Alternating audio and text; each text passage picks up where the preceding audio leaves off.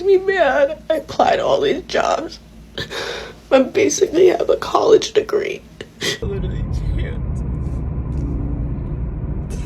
I'm so stuck. You know, California is one of the richest states in the country by far. We just have, you know, great real estate, great wages, but when you compare it to the cost of living here, it's out of control. And this is something that a lot of people write me about on a regular basis, and just how expensive certain things are. And, you know, we've dealt with everything from property taxes lately to insurance costs to fuel costs to heating and energy. And, you know, thank God we didn't have a really bad winter this year, but it's crazy what people can afford. There are almost 4 million people in this state that cannot cover basic necessities and basic needs, staples of life. Now, with that being said, it's 35% of the state and the population. 97% of those people have at least one person in the house working. So here's the thing: you may have a young child and can't work, you know. So that's what's affecting all of this. But when you hear the wages that these people are making at $65,000, I don't know where you live for 65 grand in this state.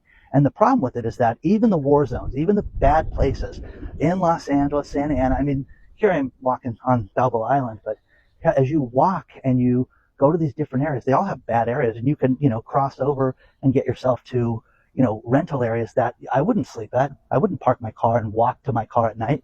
Just bad areas. But a lot of people have no choice. Now, you know, our governor just keeps talking about how this deficit keeps growing.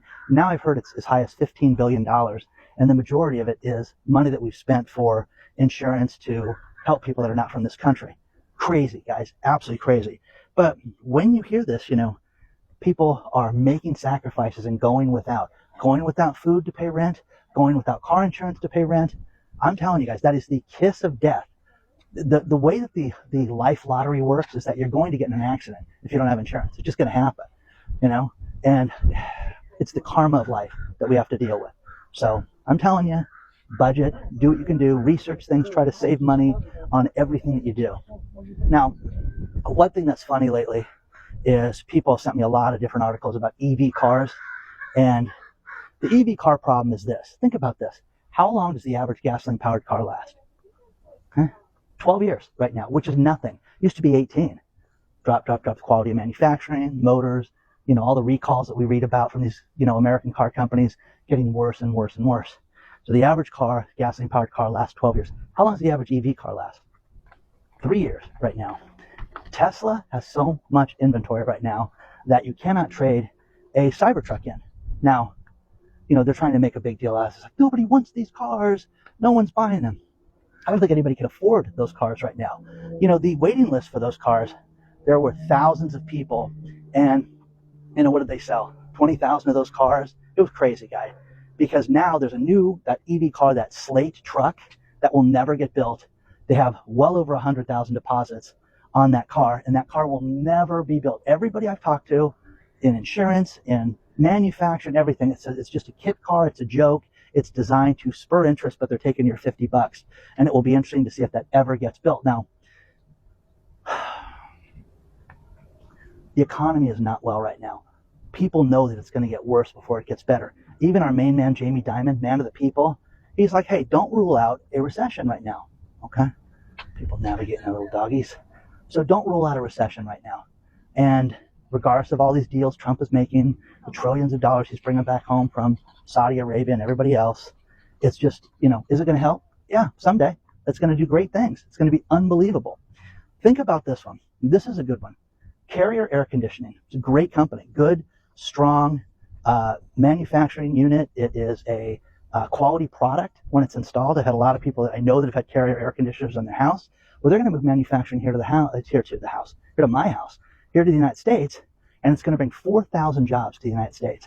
That's unbelievable, guys. That's a huge amount of jobs. It's going to bring billions of dollars of investment, but that's going to take 4 years to get that here.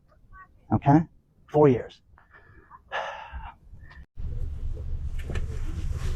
Good morning, good afternoon, good evening, wherever you are watching my videos from. Welcome back to my YouTube space. I hope you are doing great, and I love you so much, all of you, my Black American family, my Jamaican family, Trinidad and Tobago family, African family. If you're watching me from South Africa, from Ghana, I appreciate the love that you are showing me, watching my videos. Returning subscribers, I love you. New subscribers, I love you too. And you find this video very relatable, please share it to the friends. Now, I'm gonna talk about the white people who are raging because they finally realize the American dream was a lie, and they were lied to. And they were not lied to by black people, they were lied to by the same system they keep on protecting, by the same system they keep on supporting, even if it is oppressing other human beings. That's what I'm going to talk about, because if you notice something, a lot of white people right now are on the social media, sitting in their cars, ranting, crying. Some of them, they are weeping because of how the lie is too big, how the American dream is gone, and how it's not working for them. But white people or black people, on the other hand, they are smiling, they are winning, they are building, and it doesn't seem like it's hard on them. But let me say this, the dream is hard on everyone. Black people, white people, it is hard on everyone. But black people have lived with this for so long, so they don't care anything because the struggle is real. 400 years, the struggle was more tougher than it is right now. So they know how to jiggle around with everything that's going on. Now, let's go back to the video. But before I go with my commentary, I want to say this. Some white people or white Americans, they sit back and they become mad over something that we have been talking about for years. You know, they are pissed, and not at us for once, not for black people, but because they are pissed of the system. So the pinch is too high, and as we always say, when it pains for everyone. When it is sweetened, it is sweetened for everyone. But if we unite and fight for our rights together. Now, before I continue with my commentary, I want you to watch these clips that are featured here of white folks and complaining about the American dream and what's going on with the system, and then we'll come back here and talk about it. Wouldn't it be so great if my TikTok career worked out? Because then I might actually be able to pay my bills. I might actually be able to take care of my cat. I don't know what I'm gonna do this month. It makes me mad. I applied to all these jobs. I basically have a college degree.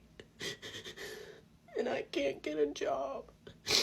And it makes me mad. I see these people on social media my age. And they get paid so much money to make these videos. Which is good for them, but it's just like, I'm struggling to live. And you guys make videos and get paid. Well, I'm gonna make any bills this month. I'm in so much debt.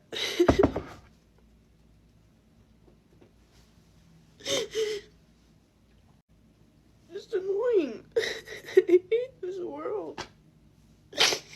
You need a college degree to be successful and live comfortably. But a college degree is so expensive, and I still have to get more school. And also, I'm a full-time student. And I've been working 2 to 3 jobs for the past 5 years. Moved back home to school online so I can work more. I have 1 job. They don't even book me. Can't make any of my bills. Can't put gas in my car. Can't take my cat to the vet, which I know makes me a bad cat owner. I know. I feel bad about it. Everyone around me has so much help from family, and where everyone around me is basically trust funds. And I've never had any help. Never had anybody put away for me, which is fine. But if you're not gonna help Why are you gonna make me feel so bad? Like I'm doing everything I can. I don't want to hear it. It's just so hard to get a job. I want to move out. I can't. What are you doing? Juno, leave my bag alone. Hey. Anyways. Gonna get ready because look good, feel good, and do my school and continue being a good student and working my butt off. And I will stress and cry later. I literally can't. I'm so stuck. I'm fucking confused. I'm alone. I'm broke. The day before he left, I had to give him $413 for his rent because he decided he didn't want to save up because he knew for a month he was going to leave me. So I've been working my full-time job, been busting my ass for these bills. And he knew for a month he was going to do this for me, or do this to me. I can't go home. Because how am I supposed to get there with the money, right? Like, I have to have gas money back to Indiana. I'm still in the lease with him. I can't just relocate, have all of our stuff. I say our stuff because we decided once we moved in together it would be ours. But now I'm left with it. With the Honda Civic. Like, how am I gonna do anything with that? If y'all want couches, let me know. Like, I don't even know if I should move. Like, if I stay down here and get a roommate until I can move, like, do I need to move back home, like, to Indiana? Like, save up some money? Like, I'm left with all of the bills. I don't know what to do. I'm fucking stuck.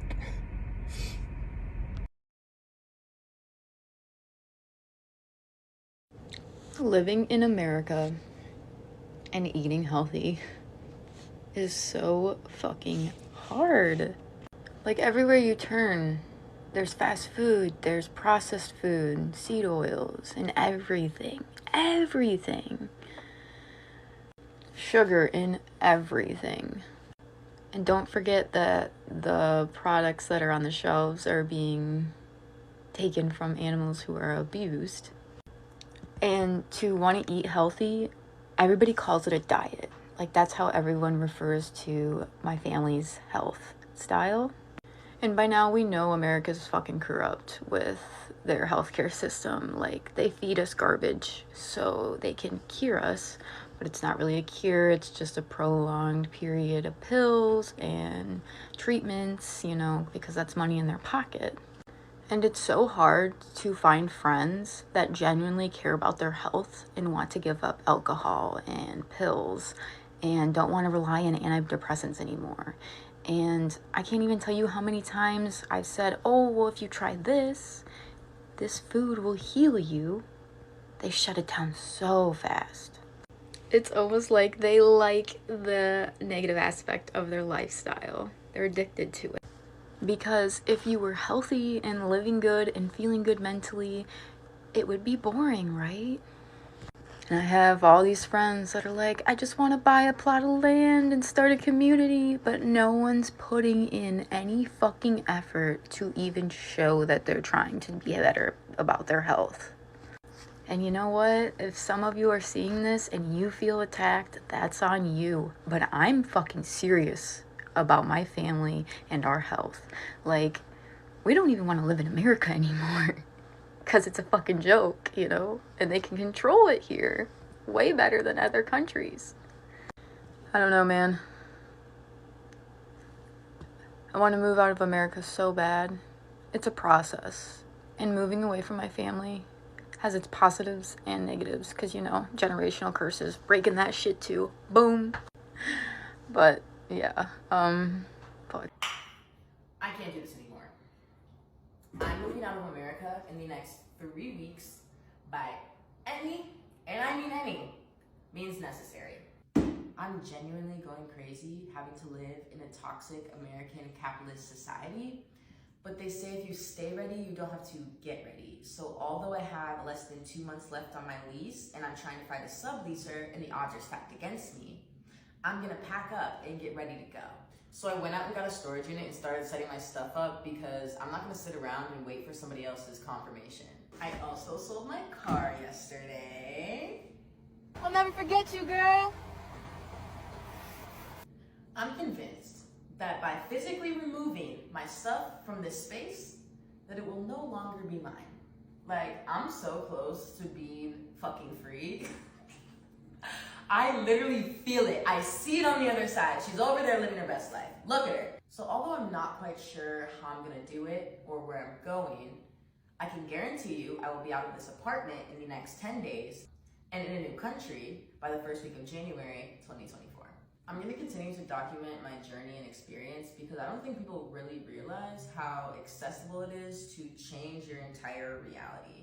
Americans are leaving the USA because they can't afford America anymore, making $100,000 a year, yet they feel suffocated financially because the price of things keep going up. They keep printing money and the wages ain't going up, all right? Matter of fact, there's job loss and there's cuts and all kinds of stuff going on. So once people leave that kind of environment and they go somewhere else and they realize life is supposed to be lived, it's supposed to be simple, it's supposed to be much more about enjoying your health and your family and your loved ones and your purpose and all of these things, rather than spending most of your life at work. What kind of a freaking life is it if you don't do what you love? If you do what you love, cool, man, knock yourself out. I do what I love. Most people, 80-something%, don't do what they love. They don't like their job, and if they didn't have to work their job, they wouldn't work their job. So I know if you watch this far, it's speaking to you. Maybe this is the sign you need to start doing some research to learn how to begin to devise your escape plan and live a better life. Because you know what? If what you're doing is not working, continuing to do the same thing, they call that insanity. You might want to book that flight. See you soon. Can somebody explain to me in crayon eating terms why I make over 3 times the federal minimum wage and I cannot afford to live? I know he kind of answered the question himself in his own video, but I want to highlight one thing he briefly mentioned and talk about it, which is that the American dream is dead. Yes, the traditional American dream, which is like doing better than your parents and being able to provide a lot for your family, is dead, or at least it's changed. Because there are many of us that are well aware that we will never be able to make as much money as our parents did. And I think my mother, who is a boomer and benefited directly from the system in place, said it best when she once said, roughly, that the American dream has changed. It's become very apparent to everyone that in this economy, Gen Z, millennials, and some Gen Xers, many of us will not be able to do better than our parents. We won't even be able to do as well as our parents. And now the American dream has become just being able to get by, being able to maybe afford a house at some point,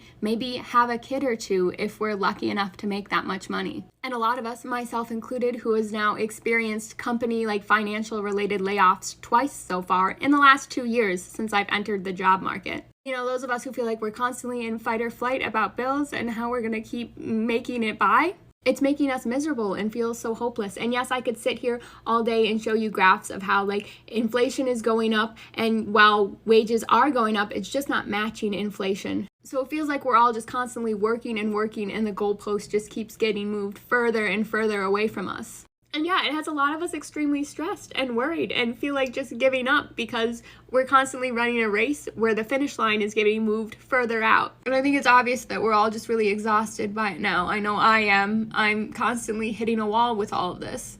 And a lot of us have to wake up every day blatantly knowing we will never do as well as our parents did. And we just have to try to make it, you know, somewhat close to that. I'm sorry.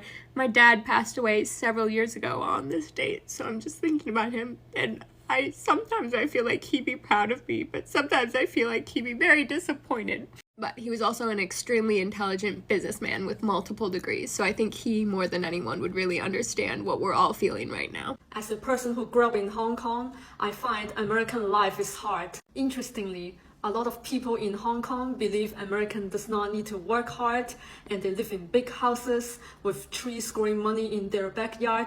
They believe they are the busiest people on earth and being oppressed by the government, and they get angry because they believe they have it worse than the rest of the world, which is funny because now I look back, I realize life in Hong Kong is relatively easy. Everything is reachable in walking distance. They don't need to own a car because the public transportation takes them to everywhere. They don't need to worry about their cars breaking down and not being able to get to work. Need not to say owning a car is a money pit.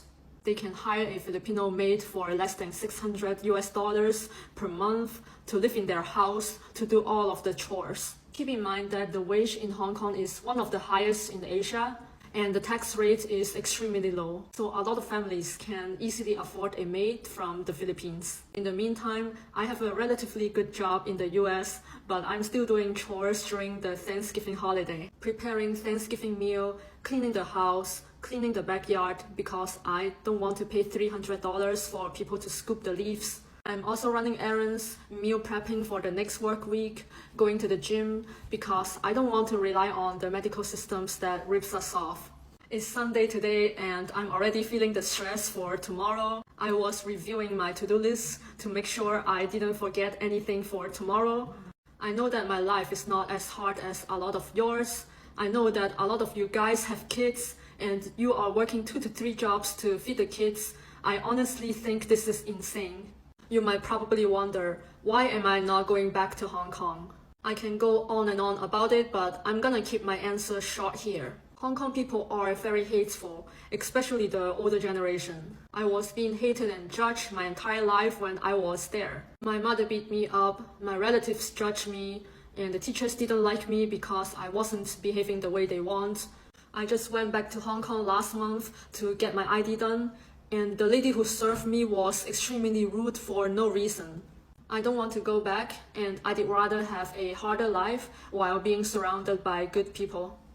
Welcome back. See, the American dream was never built for everyone. That's the reality. American dream was not built for all of us.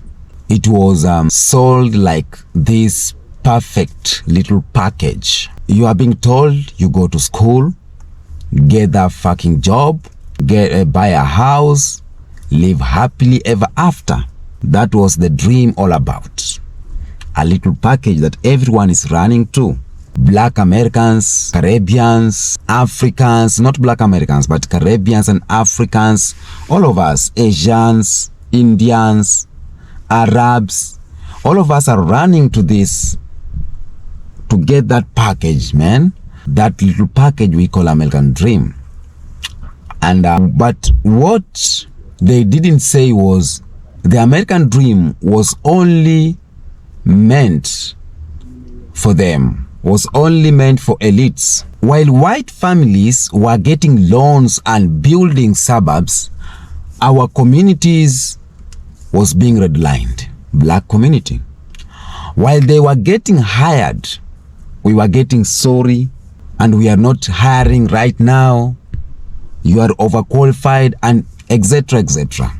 While they build wealth, we as black people, we were trying to survive.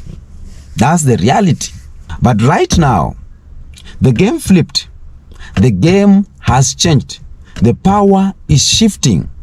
White people are doing all the right things, but they still can't afford, or they still can't win. And that's why they have come with the narrative of maybe black fatigue, black privilege, and etc, etc.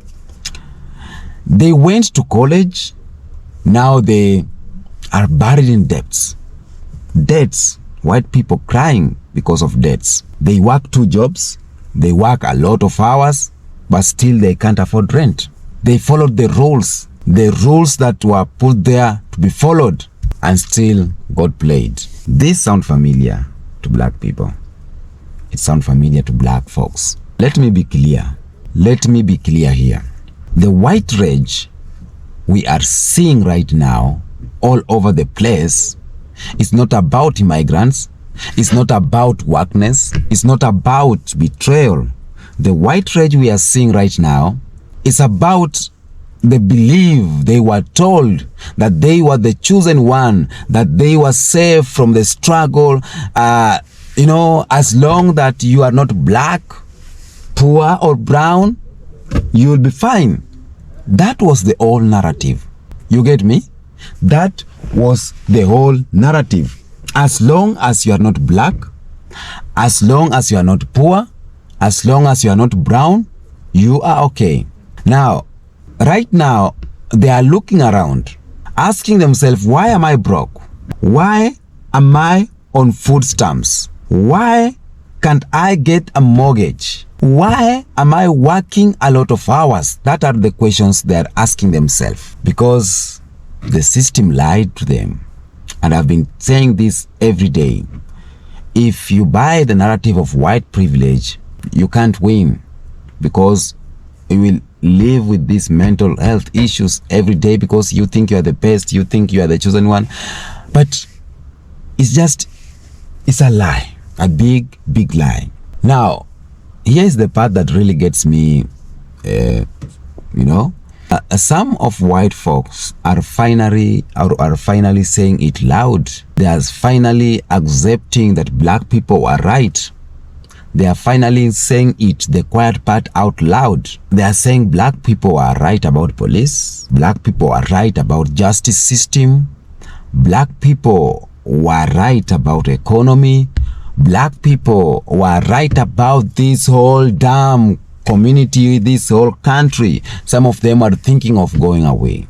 As black people, black Americans, they were not whining. They were not being dramatic, as they always say. Black people were just early to know what was happening. Black Americans, they got a chance earlier to know what is really happening. Black Americans are not just waking up to a nightmare but we have been living in this for centuries. FBS have been living in this for centuries. But you know what? What's wild is that the system needed them to stay blind. That's the reality. The system needed white people to stay blind, and that's why they pumped out all the racist propaganda to make sure white folks stayed mad at black people, not the billionaires stealing all their money. The poor white people are just the same as black people. The poor white people are just the same as the Latinos. But you were pumped by this lie so that you can continue to stay mad at black people, telling that black people are the ones who are taking your job because of the DEI. They are asking too much. Now their schools are getting too much. Now your white students will not win. Pumping in ideas that is to make sure that you are. They told white people, don't look at the rich folks getting tax breaks. Blame the black people. Blame the black single mom who are on welfare. Don't look at the CEO outsourcing your job. Blame the Mexican crossing the borders. You need to get this message, man. You need to understand what I'm trying to say. If you're Mexican, Latino, Spanish, Cuban, African, you need to know what I'm trying to say. I don't know if you are watching my video. And if you are here, please share this video to anyone you think need to hear this message. The same system that locks black people out, it's now locking them out. See, capitalism don't love anybody, because the system is done using white people too. The capitalism don't love anybody. It used white people to keep the machine running, but now it doesn't even need them. The factories are gone. AI is taking the jobs. This is not a joke, it is reality. AI right now is taking jobs, not black people anymore, because you are being told the black people are the one taking your jobs. But right now, factories gone, AI is taking jobs, robots taking jobs, healthcare is a joke. The rich keep getting richer. They are enjoying. That's the reality. Now that they are realizing what we were saying, what I will just say to my white folks, friends and family is just welcome to the club. Welcome to the club, because we were telling you this about the system, the rich people, the poor white people, and you are like, damn, this is not right. But welcome to the system. Now, what I'm talking is not just about losing money. It's about losing identity. As white people, they are losing their identity, because for so long, whiteness came with comfort, with stability. Even if you aren't rich and you're white, you could believe, at least I'm not one of them. At least I'm not poor. At least I'm not black. That is the mentality that Man, even white people, some of you are brainwashed. Believe me, because you are saying, even if I'm not rich, I'm better than them. Now that safety or the net is gone, the safety net is gone, the safety belt is gone, and they don't know, the white people now don't know how to handle this. They're asking black people to help them. They're asking black people, how do you do protest? How do you protest, please? How do you do this? That's what they're asking. And that's why you see all this anxiety, depression, rage. That's why they are, whining all over, talking about Trump cults and wild conspiracies. Right now, white folks are looking someone to blame.